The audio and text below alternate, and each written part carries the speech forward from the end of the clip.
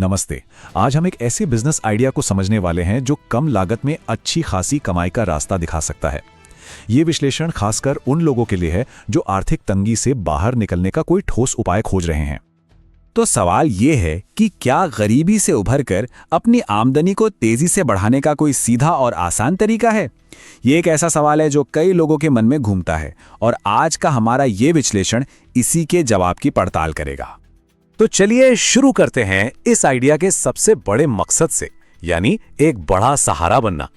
ये बिजनेस उन लोगों के लिए एक बहुत मजबूत सहारा बन सकता है जिन्हें फौरन आमदनी की सख्त जरूरत है। अब देखिए, चुनौती बिल्कुल साफ है।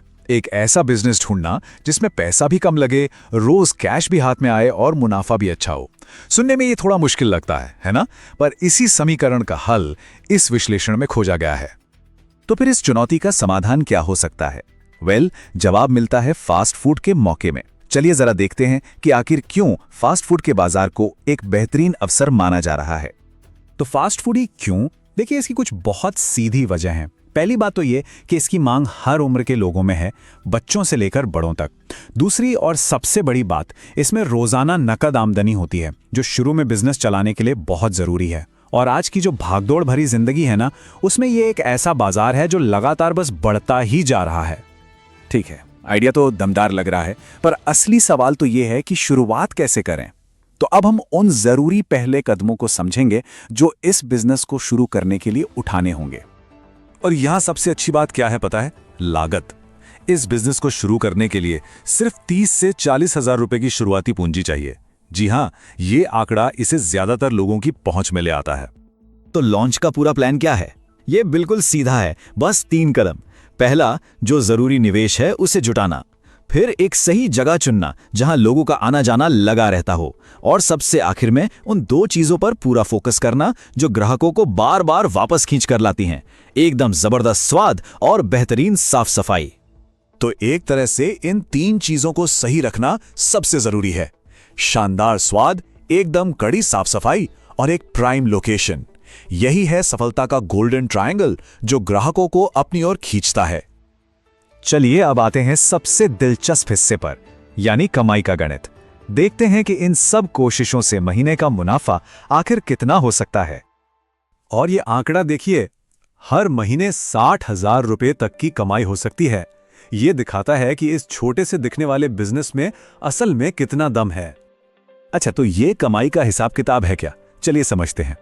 अगर एक दिन में 200 प्लेट भी बिकती हैं और हर प्लेट पर सिर्फ 20 रुपए का मुनाफा होता है, तब भी महीने की कमाई सीधे सीधे 50,000 रुपए तक पहुंच सकती है।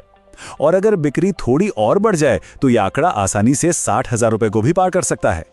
पर कहानी यहीं खत्म नहीं होती। असली क्षमता तो बिजनेस को वक्त के साथ बढ़ाने में है।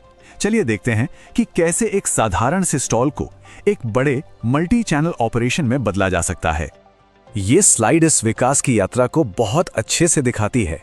देखिए, शुरुआत में तो एक छोटा स्टॉल या ठेला होता है जो आसपास के ग्राहकों पर निर्भर करता है, लेकिन भविष्य में होम डिलीवरी शुरू करके, ऑनलाइन फूड ऐप्स पर लिस्ट होकर और पार्टियों के ऑर्डर लेकर आमदनी के कई नए रास्ते खोले जा सकते हैं। तो आखिर में बात करते हैं सफलता के उन सूत्रों की जो इस बिजनेस में लंबे समय तक मुनाफा पक्का करते हैं। ये एक तरह से पूरे विश्लेषण का निचोड़ है। और स्रोत लेख का निष्कर्ष भी इसी बात को कितनी खूबसूरती से कहता है।